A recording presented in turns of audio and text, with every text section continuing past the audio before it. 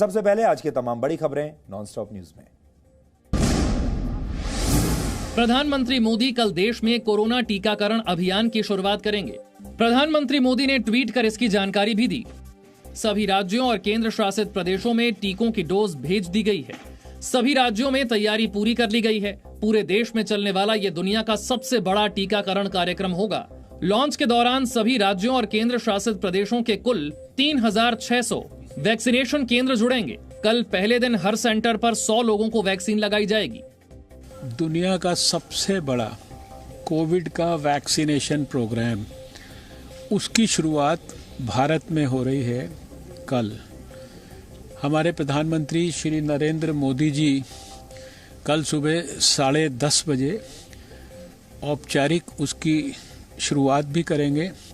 Vaccine को लेकर सरकार ने गाइडलाइंस जारी की हैं। स्वास्थ्य मंत्रालय ने राज्यों से चिट्ठी लिखकर कहा है कि वैक्सीन की डोज सिर्फ 18 साल से ज्यादा उम्र के लोगों को लगेगी।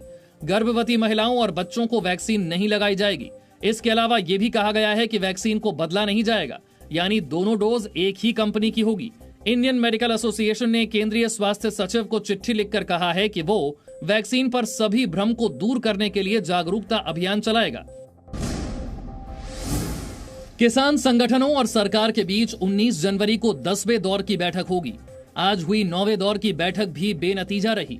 सुप्रीम कोर्ट की तरफ से बनाई गई कमेटी के बाद विज्ञान भवन में ये पहली बैठक थी, जिसमें सरकार संशोधनों का हवाला देती रही, लेकिन हमेशा की तरह किसान नए कृषि कानूनों की वापसी पर अड़े रहे। यूनियन और सरकार दोनों ने मिलकर ये तय किया कि 19 जनवरी को दोपहर 12 बजे पुनः चर्चा करेंगे। सरकार ने कहा कि वो सुप्रीम कोर्ट की बनाई गई कमेटी में बुलाने पर अपना पक्ष रखेगी, लेकिन किसानों ने इस कमेटी में जाने से इनकार कर दिया, जिसके बाद सरकार ने किसान संगठनों को छोटी कमेटी बनाने की सलाह दी। कुछ नहीं, खास बात नहीं हुई, वही बात अटकी हुई है। 3 कानूनों बारे कोई गल अगे नहीं वधी, MSP बारे भी गल नहीं हुई, बस 3 कानूनों बारे उन्होंने यही सी कि छोटी कमेटी बना लो। मीटिंग के बाद संयुक्त किसान मोर्चा ने बयान जारी किया, सरकार पर आरोप लगाए, कहा कि सरकार मांग सुनने की बजाय आंदोलन में शामिल लोगों को परेशान कर रही है। आर्थिक मदद पहुंचाने वाले समाज सेवियों को NIA की जांच के नाम पर तंग किया जा रहा है। वायनाड से कांग्रेस सांसद राहुल गांधी ने आज किसानों पर सियासत करते हुए सुप्रीम कोर्ट पर विवादित बयान दिया। प्रधानमंत्री पर देश के 4-5 उद्योगपतियों की मदद का आरोप लगाया।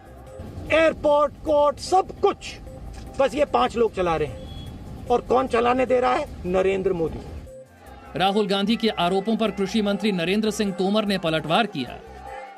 राहुल गांधी के बयान पर और राहुल गांधी के कृत्य पर पूरी कांग्रेस सिर्फ हंसती है और उनका उपहास उड़ाती है। किसान आंदोलन के 51वें दिन कांग्रेस पार्टी किसानों के समर्थन में सड़क पर उतरी थी। कांग्रेस ने किसान अधिकार दिवस मनाकर अलग अलग राज्यों में राजभवन का घेराव किया। दिल्ली में वायनाड से कांग्रेस सांसद राहुल गांधी और कांग्रेस महासचिव प्रियंका गांधी वाड्रा ने उपराज्यपाल अनिल बैजल के घर के बाहर विरोध प्रदर्शन किया। जी न्यूज के छिपे कैमरे में सिंघू बॉर्डर पर आतंकी भिंडरावाले के पोस्टर रिकॉर्ड हुए।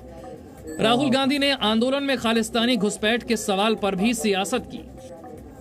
अब देश के किसान खालिस्तानी हो गए, मतलब क्या बात बोल रहे हैं आप? लाखों लोग, मतलब लाखों किसान बाहर आए, आप उनको खालिस्तानी बोल रहे हैं, मतलब शर्म तो करिए। देश में प्रतिबंधित संगठन 6 फॉर जस्टिस ने chief justice of India SA Bobde को धमकी दी है। SFJ ने बयान जारी करते हुए कहा है कि चीफ जस्टिस 26 जनवरी पर किसानों की ट्रैक्टर रैली को ना रोकें। ये 1990 नहीं 2021 है। 6 फॉर जस्टिस खालिस्तानी समर्थक संगठन है जो दुनिया भर में 6 फॉर जस्टिस रेफरेंडम 2020 चलाता है। इस संगठन पर किसान आंदोलन में घुसपैठ के आरोप भी लग रहे हैं। 12 जनवरी को सुप्रीम कोर्ट में सुनवाई के दौरान भी किसान आंदोलन में इस संस्था की घुसपैठ का मुद्दा उठा था, जिस पर सुप्रीम कोर्ट ने अटॉर्नी जनरल से IB की रिपोर्ट के साथ हलफनामा दायर करने के निर्देश दिए थे। दिल्ली में गृह मंत्री अमित शाह के घर पर आज पश्चिम बंगाल के नेताओं की अहम बैठक हो रही है। बैठक में पश्चिम बंगाल बीजेपी के अध्यक्ष दिलीप घोष, बंगाल के प्रभारी कैलाश विजयवर्गीय, मुकुल रॉय, अमिताभ चक्रवर्ती और राष्ट्रीय सह संगठन मंत्री शिव प्रकाश शामिल हुए। बैठक में पश्चिम बंगाल के लिए चुनाव की रणनीति पर चर्चा हुई।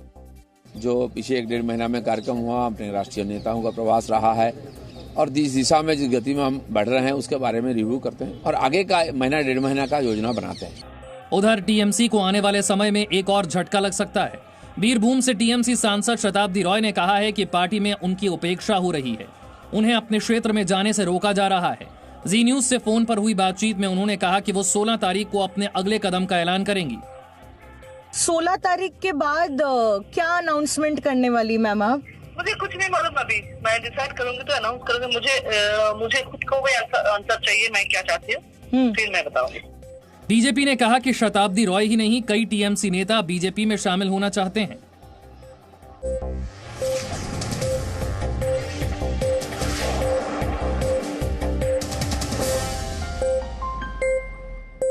Presenting B News app, available on Google Play and App Store. Download it now.